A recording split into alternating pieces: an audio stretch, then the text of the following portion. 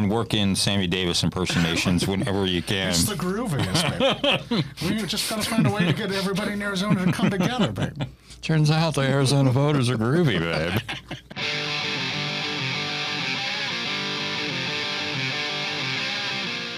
I'm Arizona Family political editor Dennis Welch. Dennis, fake news Welch. Try to tell the truth. And this is the Politics Unplugged podcast. Dennis, if you have a problem with substance abuse, I am more than willing to talk to you anytime you need.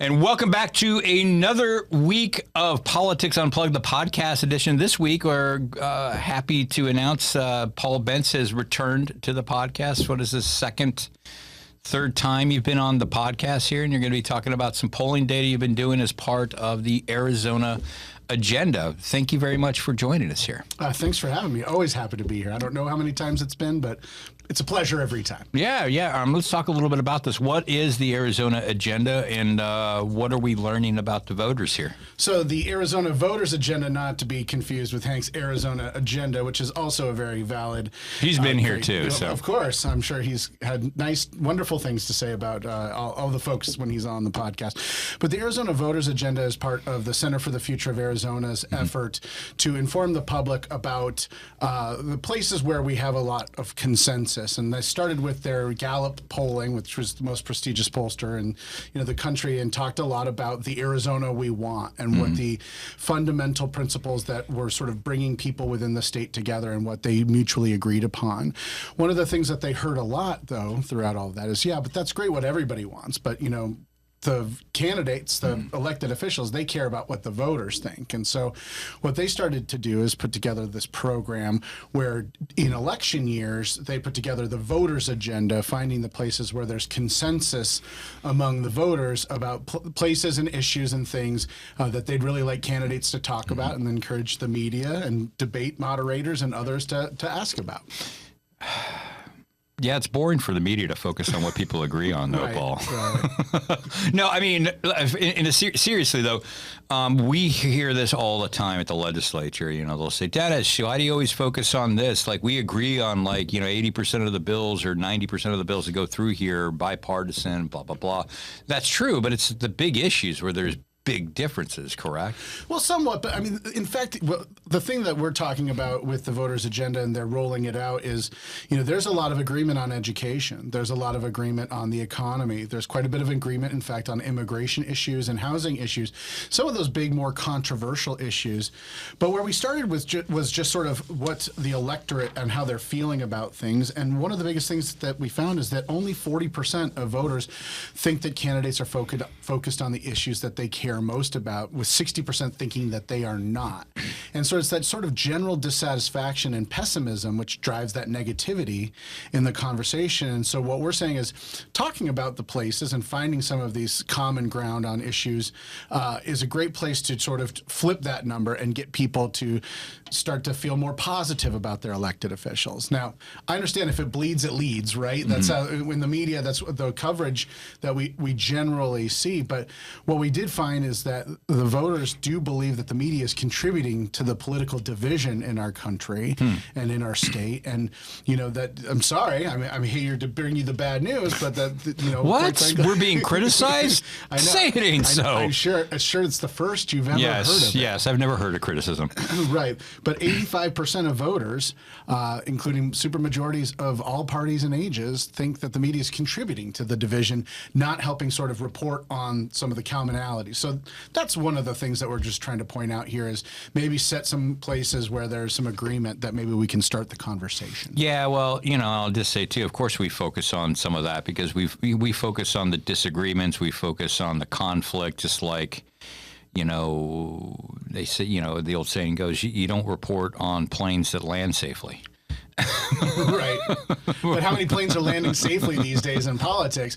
Yeah. Unfortunately. I mean, the thing is, whether it's the complaints you see about Congress or the complaints you see about the state, less than 40% of the electorate think that the state is headed in the right direction. Only about 30% of the electorate think that the country's headed in the right direction. But at the same time, most local municipalities have 50+% approval ratings and think that their cities or towns are headed in the right direction. Why are they happy with their local government while they're so dissatisfied with both their state and their federal government? Well, it's because local government works together. They find solutions. They're picking up your garbage. They don't sit and debate over garbage. They do something about it. I think there's something there, and that's kind of one of the things that we're trying to translate here and finding some of this common ground. Yeah, I was going to say, I think, you hear it all the time is local governments where the rubber hits the road. And they pick up the trash on time. If you call 911 and somebody comes and answers, that's what you want, and you interact with that. And right. Yes, people tend to be very happy with their local government and whatnot. But let's talk a little bit. I mean, you've released some information. You're going to be releasing some more information here in the future on what you're finding. So let's take us through some of the top line issues that you're finding right now early on in these surveys. Sure. So we started with sort of that framing that we talked about, where a little bit of just sort of the environment and where we are. And so top issues facing the state right now was immigration, water, and education. Now, this survey was conducted in March prior to the Supreme Court ruling on abortion. Now, so I would suspect that we'll be hearing a lot more about abortion as things move forward. The Center for the Future of Arizona is going to do a second survey where they talk to likely voters closer to the election. And so I suspect that we'll have some questions surrounding that in that general area. But then we sort of dove in and dug into some different issue areas. And so far, as of the podcast today, they've released some information in sort of the education sphere as well as in the economic sphere. On the education side, what we find is that there's a strong desire to increase funding for schools among all partisan segments. There is a lack of desire to, when we're balancing the budget and the 1.whatever billion it's up to right now shortfall, cutting education.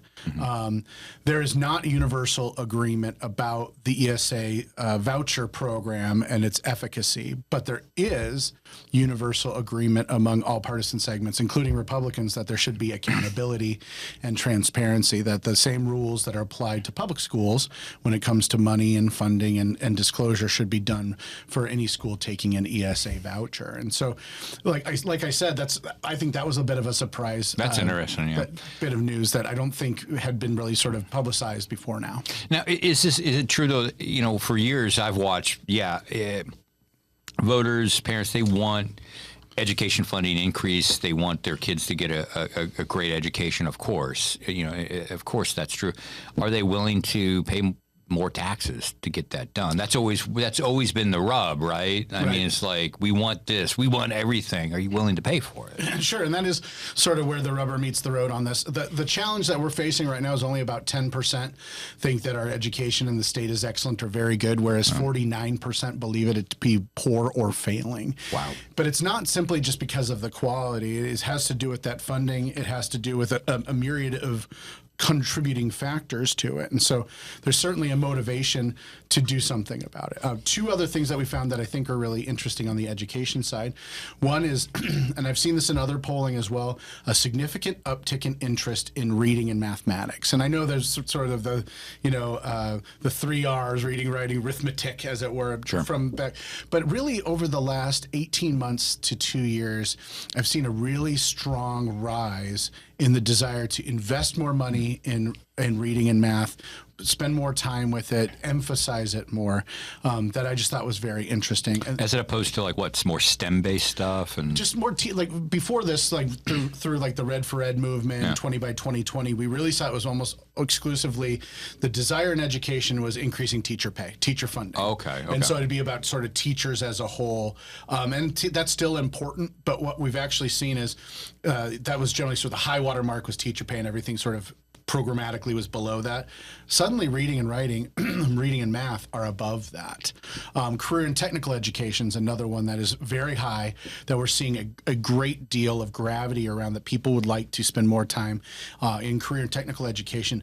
But really, in a broader sense, education beyond high school. So post-secondary education, whether it's college, training, career and technical, some sort of associates or some sort of degree or certification program, that has been a growing desire among the electorate. I think there's a real awareness here that in order for our long-term economic success, we're going to need more people in our trained workforce. And I think the electorate's sort of catching up on that and paying much more attention to that than we've seen in the past. And we have seen, speaking of the media, more stories in the media about that kind of thing, where there are labor shortages in those kind of technical career paths out there, and you can actually make pretty decent money. So I think people are kind of catching on to that. What are you finding when it comes to immigration? Obviously, that's always in Arizona one of the top issues. Right. But what are you finding about that this year? So some of the immigration stuff has not been put out yet, so we'll have to Okay. You'll have to have me back on that. No. But I will say, when it comes to immigration, just as sort of a teaser here, you would be surprised that there's more things that people agree with than what the partisan divide would let on. That many of the things that we saw that were being discussed as part of the bipartisan immigration solution that didn't move forward because it wouldn't have been helpful in November for certain parties. Yeah. What we For actually one found party. is that there are parts of that were very popular. So they'll release those numbers, and I'm certainly happy to talk about it. And I would imagine too, and I'm not asking you to divulge anything you're not comfortable with. I would imagine there's probably a strong sympathy and support for the DACA recipients, the young migrants who were brought here as young kids through no fault of their own. There's probably a lot of support for them, I would imagine. We found a lot of that support in the previous survey that we did for them in 2022. I think that conversation, Arizona has got a very mature view of immigration that has been helped by over more than a decade of discussion on the topic. I think when you go back to the East Coast, every time I go back to the East Coast and talk to somebody, they're like, what's going on over there? They're always so blown away that it's such a different perspective about immigration than what they see. What the other one that has been released, though, is the economy, and sort of and really it kind of was broken into two parts. One about sort of how the state can solve some of these budget challenges. And then two, sort of how people feel the economy is going and how we're prepared or not prepared for growth. On the economy side, on the budget side, the challenge, the thing that we found is that there's an overwhelming opposition, as you said, to cuts to K-12 education, cuts to public safety, and cuts to healthcare. Just like you said, folks want everything. They also don't want to cut anything. And I'm sure that's not a huge surprise, but the issue is it's going to take leadership. It's going to take someone not only bringing people together to negotiate some sort of solution, but also to take leadership in communicating the solution to the electorate, because there's no magic bullet here. There's nothing that they can do from a budget perspective that's easy in this case. We saw in the past, some of these budgets, they kind of got to hit the easy button and just kind of run with it, and there's none of that in this current budget cycle. Yeah, and they've the legislative, at least on the state level, the legislative level, they've taken a very big tool out of the toolbox. I mean, it takes 2/3 to raise taxes. Right. So it's almost off the table at this point.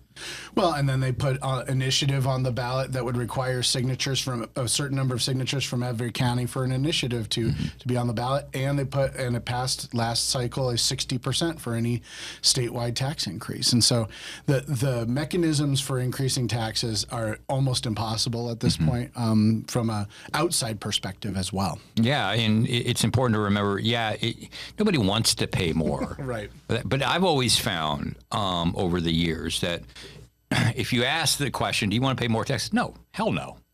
F no, screw that. But if you say why you want to pay, if you've got a good reason for it, in most cases, like the transportation tax, right, or I know the education tax that you were involved with back in the day with Jan Brewer, that temporary sales tax increase, Prop 100, Prop 100. If you say why you're doing it, and you give them a compelling reason, voters will support it. Absolutely.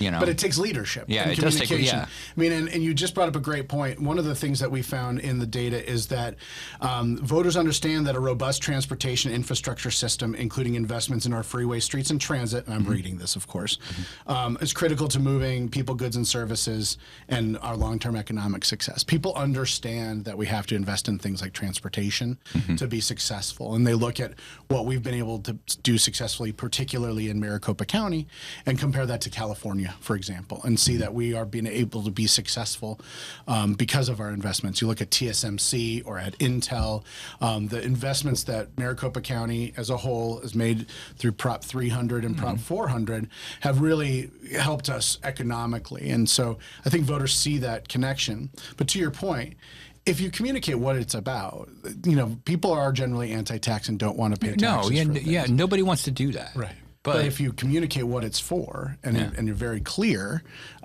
we see this in cities all the time. Cities put forward bond issues for, public safety facilities or streets. And, often they pass because people want to make those investments because they want those tangible assets. Yeah. So, I don't think tax for tax's sake. And I have found too, reporting on this, just reporting on city halls, like when they vote that stuff down, the same people who vote that stuff down, the first people calling City Hall complaining about the potholes in the streets,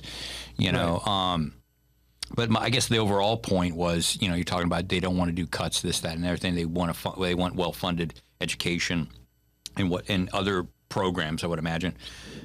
You're kind of handcuffed at this point on the state level what you can't do, because that tool of raising taxes is off the table. Right. So, cuts versus increases or finding other spots. Let alone, Prop 123 was a sort of a creative way to increase education. Creative way is one way to look at it. but that's also going to expire without, there's been so much that has happened, particularly with abortion coming in and really, really dominating the cycle for the last few weeks. There's not a lot, at least overtly, I hear there's a lot behind the scenes about the budget going on. But that also is really sort of, Prop 123 is an issue. The aggregate expenditure limit, which they dealt with last year, that artificial limit that the state can't go beyond without a vote, that's going to come back as well. There's a lot of things that we're sort of waiting around again to become a crisis before we seem to be addressing. That's when politicians, you just take it for granted. That's when they act, is when it's a crisis. It's always been that way since I started covering this business, since you've gotten into the business. Right. Like they don't move until there's a crisis. It's just like this, biannual, a few times every couple of years during the year. It's like, we're heading toward a government shutdown, and then they always avoid it at the last minute. Like, whatever. Right. Well, it's like cramming for a test or pulling an all-nighter to turn in a paper or whatever. It is sort of in our nature, but it's, I don't know about you, but I definitely pulled a few all-nighters in my day, and I cannot say I always turned in my best work after zero sleep and X number of Red Bulls and watching. Well, I could say that movies. Sometimes my best work was just making deadline. Okay. Well, that's good. I'm not saying it was great. I'm just making it. It's like, do you understand how the hell I went through to get this term paper for you? I deserve this. And before I let you go, I do want to ask, and this is not what you looked at. You've been clear about that, right. But just to speculate, drawing your years of polling and whatnot, let's talk a little bit about the abortion initiative. Right. It looks like that's going to happen. How's that going to play out? So I tend to believe we were headed towards, with two septuagenarians going head to head, lower turnout.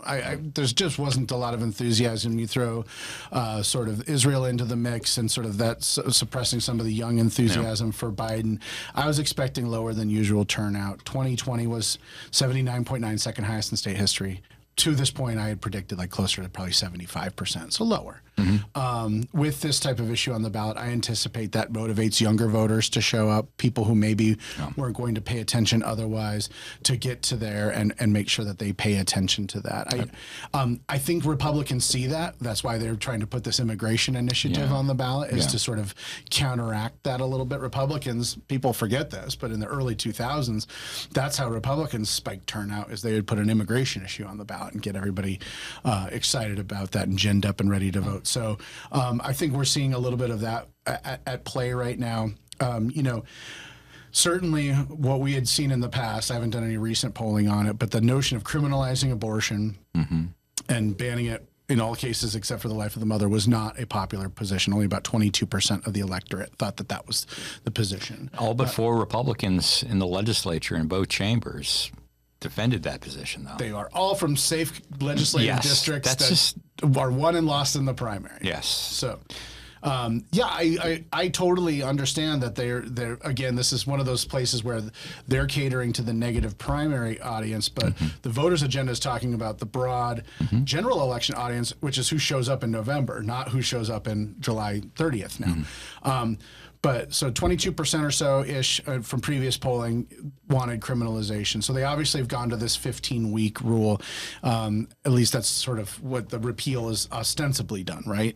So the question is what's the difference between sort of the folks that are good with the 15-week rule compared to those who would like to have a constitutional right to abortion to avoid this in the future, and then sort of the nebulous nature of some of the stuff in the Arizonans for Abortion Access Act. So that's where don't have all the answers. I do expect that the majority of the electorate want some sort of access, not unfettered access, but some sort of access with some sort of limitations surrounding it. I think that the Republicans who voted for the repeal understood that. Also because they're from swing districts. I was going to say, look at who voted for that repeal. Right, from the areas that it's going to be very competitive this November. Yeah, so, and just in raw politics, if the Republicans are still working to get that Secure the Border Act, get that on the ballot, just raw politics, I mean, is there a certain party that benefits from one or the other if both abortion and immigration are on the ballot? Well, I think abortion being on the ballot in general will turn out more younger voters, more progressive-leaning voters, and more Democrats. And so I think in and of itself, the abortion issue tends to benefit Democrats and will motivate them to turn out. Seeing that, I think Republicans are looking for a way to counteract that, or at least ensure maybe some of the folks that are dissatisfied with Trump, or maybe even toying with the idea of voting for Kennedy or something, get them back by putting a hard-nosed immigration issue on the ballot that gets them excited to show up, and really sort of counteract, these legal proceedings, these indictments, all of that stuff, get it back to a red meat issue that we know they care most about. 70% of Republicans, immigration is their number one issue. I am not surprised by that. Right. At all.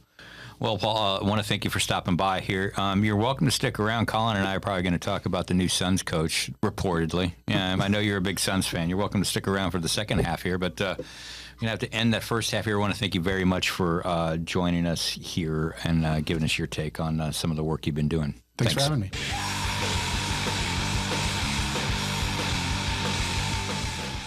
And welcome back to the second half of the Politics Unplugged podcast. Colin. Yeah. Another week, another podcast, right? Another week, another podcast. Here we are. And so it's been a hell of a long morning. That's why I got my Coke and my Cheez-Its. Yes. Some call it a snack. I call it a Friday brunch. Yes. Yeah. Breakfast of champions. Anyone with a vending machine in their office can relate. Oh, yeah. 100%. Hey, let's go over a little bit. You were musing before.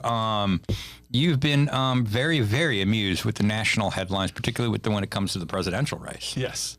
No, it's fun covering politics when your big stories nationally are the former president and current candidate for president being on trial for hush money paid to a porn star that he slept with when his child was born. Allegedly. And it's been the details coming out of that have been quite something. Yeah. So we got that. We've got the ongoing antics of Kristi Noem.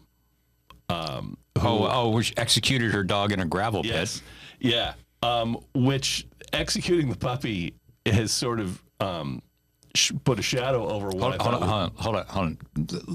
Let's call it what it is. That puppy's had a name. Cricket. Say it. Yeah. Right.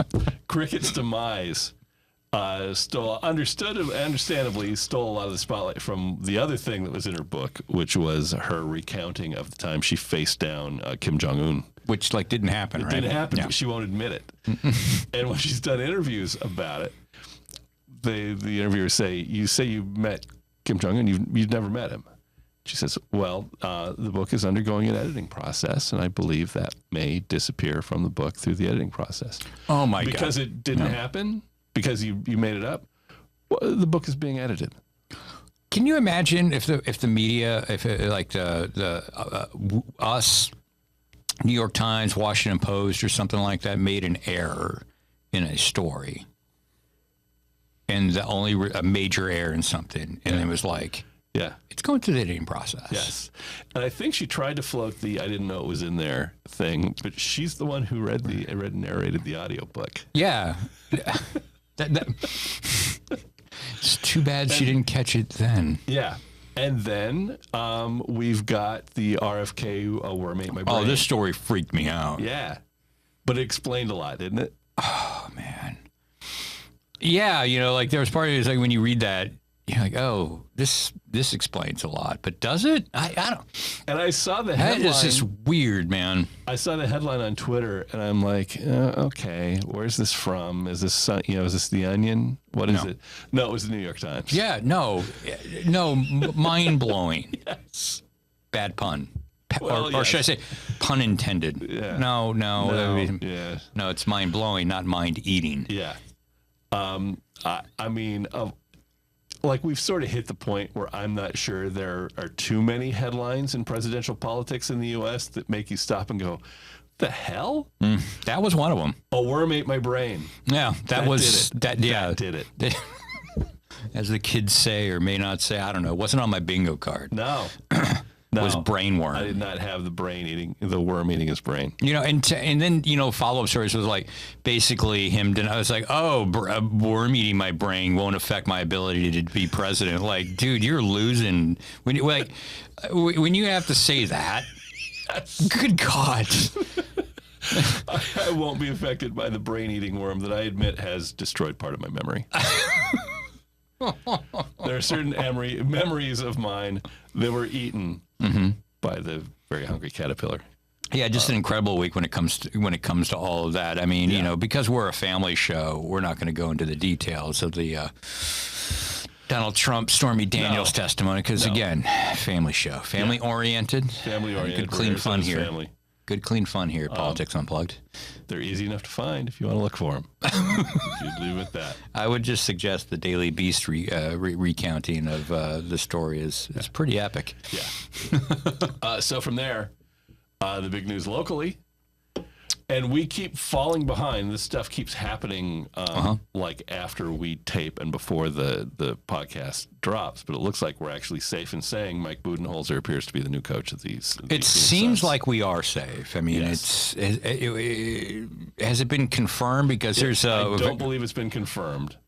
As of Friday, it has been reported by Shams at The Athletic and Woj at ESPN, which is about as close as you come to that sort of thing without an actual press release from Matt Ishbia. I don't believe it until McClune confirms it. Yeah, no. Right. No. Mark McClune. Once he confirms it, then it'll be real news. Yes. But it looks likely. Yeah. Arizona native Mike Budenholzer. Yeah, from Holbrook, man. Yeah. Yeah. And the only thing I know about that place, there was a Denny's there I used to stop at. Off the side of the road there. So that's a sign of a decent sized town. Yeah, you get a Denny's. Yeah. So I learned years ago when I had to cover a lot of like high school football in like the most rural parts of the state of Oregon. Oh. The small town, you could always count on the Dairy Queen. There's a Dairy Queen there somewhere. Oh yeah. But Denny's, you're moving up in population if you've got a Denny's. You know you're a big city when you've got a gay Denny's too. Because doesn't every city have the gay Denny's? I don't know. Yeah. Yeah, no. So what to make of the Budenholzer? How do you pronounce his name? Budenholzer. Budenholzer. Yes, Budenholzer. Okay. I'm more excited about it than I was Frank Vogel. Yeah. I mean, the Vogel hire was always sort of a, okay, well, he won that one with the Lakers. It's the equivalent of beige paint. Yes. And Budenholzer, to be fair, is also sort of he won that one with the Bucks. And there were shaky times with the Bucks as well, including the run where they won the championship. They looked rough in the early rounds. Like, I was thinking they were going to be out and he was going to be canned, and then they won it. Yeah. But he did, from what I understand, he did a good job in Atlanta. Yes. I believe he was coach of the year in Atlanta, in a place where it's not easy to win. Not easy to even get noticed in Atlanta. And he did very well there. So, tends to stress some ball movement, which would be really nice to see because there's none in the offense. We had plenty of ball movement. It's just they threw it to the other team. Yeah. Yes. The They occasional just threw toss it out of to the other team. Yeah. Or out of bounds. Yeah. Good defensive coach, but that was also Vogel's rep. I don't know how much a good defensive coach can do with these guys.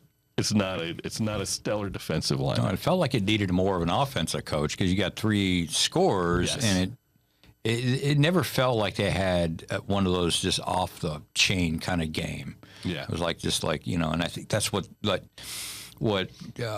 fans wanted all year was like just give us some of that, and we never got any of that kind of dominance at all. I can't remember a single game off the top of my head where the Suns were dominant. It was like a dominant performance. It was just always kind of brutal. Yeah, I think there were a few, but there weren't that many for a team with that lineup. He has experience with, a big 3. He had Giannis and Drew Holiday and Chris Middleton, which is not a huge 3, but it's a pretty solid 3. It's a 3. And it worked well, with the one caveat being I think those 3 pieces make a hell of a lot more sense together than the 3 pieces the Suns have. I would think that overall the 3 Suns guys are more talented than, as a group than that other 3, but they all kind of do the same thing.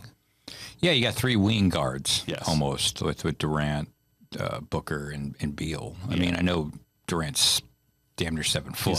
He's 7 feet tall, but he's essentially a wing player. Yeah. I don't know. It's hard to imagine they'll be worse. I've seen a lot of online comment about how Vogel didn't deserve this and it's the players. And the reality is that's what happens. And this team looked uncoached. They looked awful. They looked like they had no offense. And maybe that's because he's a bad coach, and maybe that's because the players won't listen to him. Either or, it's a coaching problem. Exactly. If the players won't listen to you, you've got to make the change. Yeah, and ultimately, deserve doesn't really come into it. I mean, they're management. Coaches are management, right? And you're judged by your results. Yes. Results weren't very good. And they weren't great. We won 49 games this year. That's not great. No, I mean, you got he's your the biggest payroll in the league, and you got your ass kicked. Yeah. In the first round, didn't even win a game. Although it's looking better now. It's looking better now because Minnesota is just stomping everybody. They haven't lost a game yet. Yeah, they're really, really good. Yeah, but if you have a team with Devin Booker and Kevin Durant and Bradley Beal, you should be able to put up a fight. Be able to win 1 game in the first round. Yeah, put up a fight. I mean, that was the knock. That was the saving grace last year. It was when the Suns lost to Denver. At least you could say, well, the Suns were the only team that played them tough. Yeah. And maybe they were, maybe they weren't. I don't know. But that was one of the things I always kept hearing. So I don't know. But just overall, this entire season, I would say it was extremely frustrating. I did not enjoy watching those basketball games. I didn't enjoy watching the season. No, they were not a fun team to watch. They were a frustrating team to watch. Yeah, and when you think back to all the other notable great Suns teams here, they were fun to watch. You go all the way back to Barkley and to Steve Nash. Yeah, the whole 7 seconds or less Nash, Stoudemire, Marion era was as entertaining as it gets. The Monty Williams championship run just a couple of years ago, that team was a blast to watch. Almost championship series. Championship series. Yeah, yes, that team was a blast to watch. It was, but since then it's just. Ugh.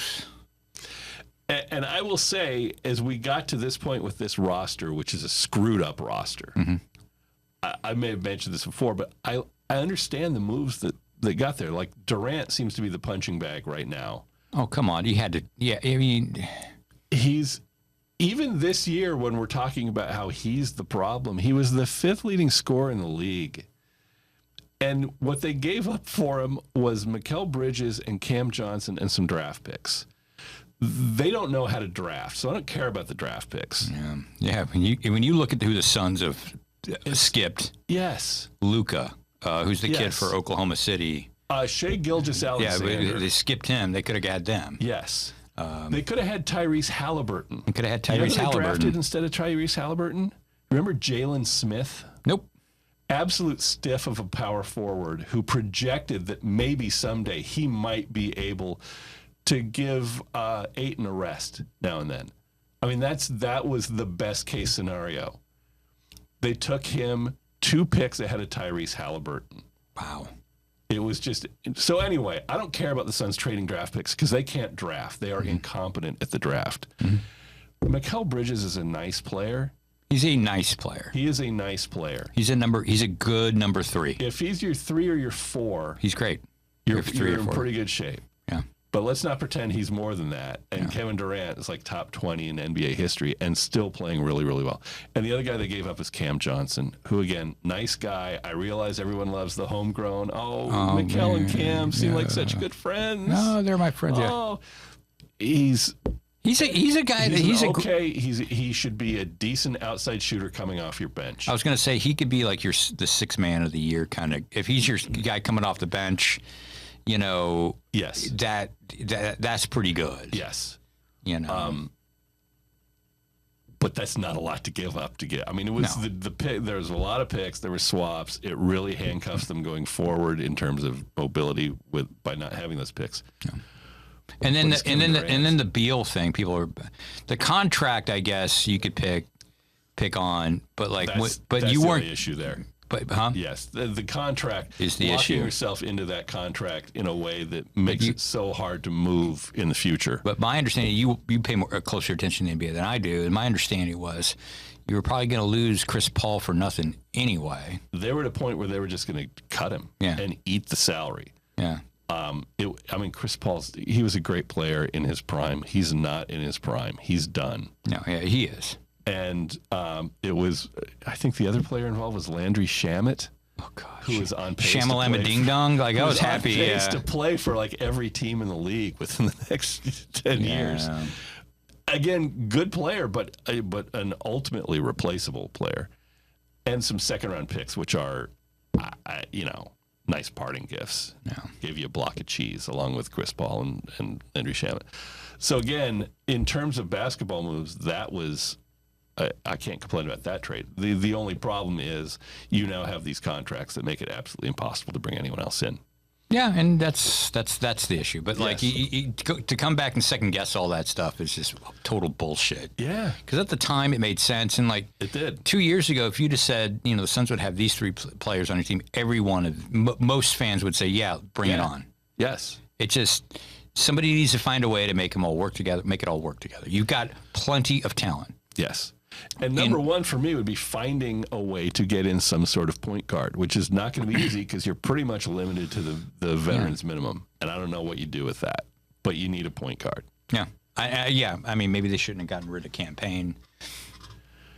Awkward player. Maybe, but I mean, he's also a guy who was cut by the 2nd worst team in the league this year.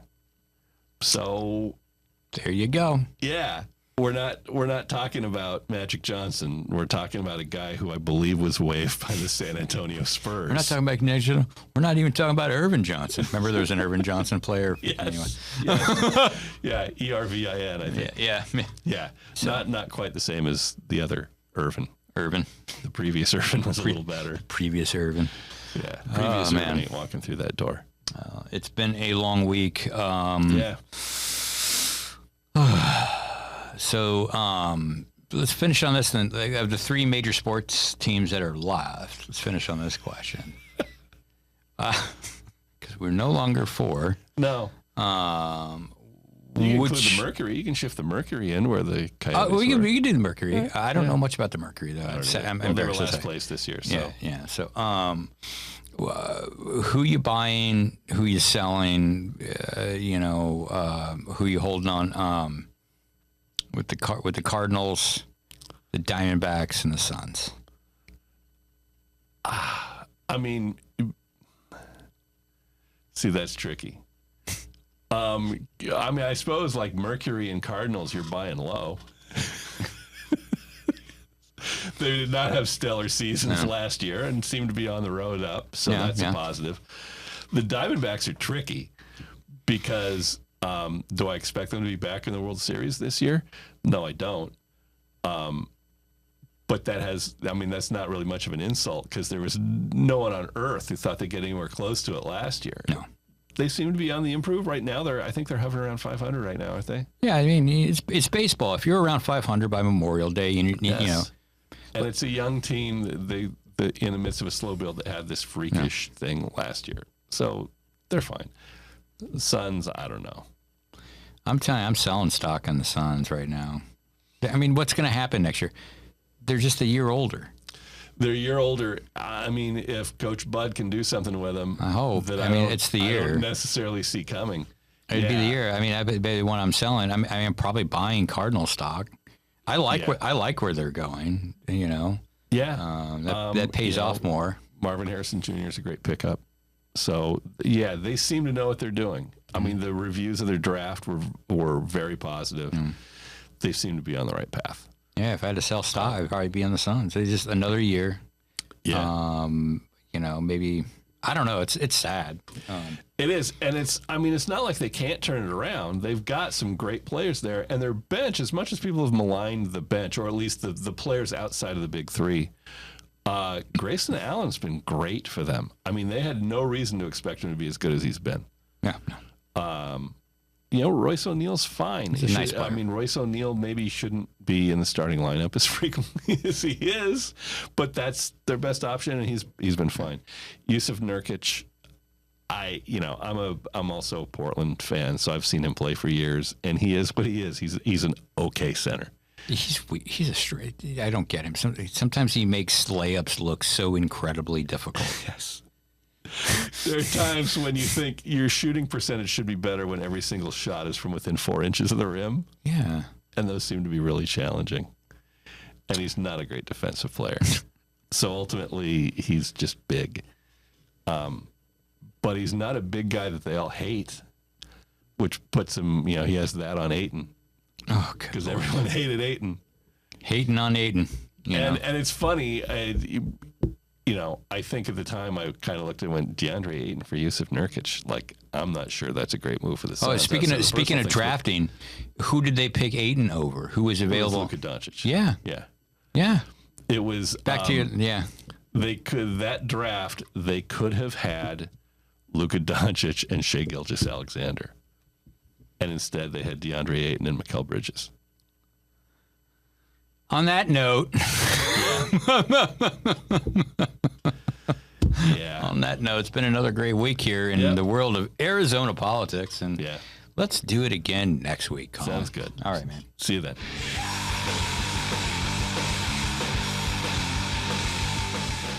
Thanks for listening. You can subscribe on YouTube, Spotify, Apple, the Google Store, or anywhere else you get your podcasts. See you next time.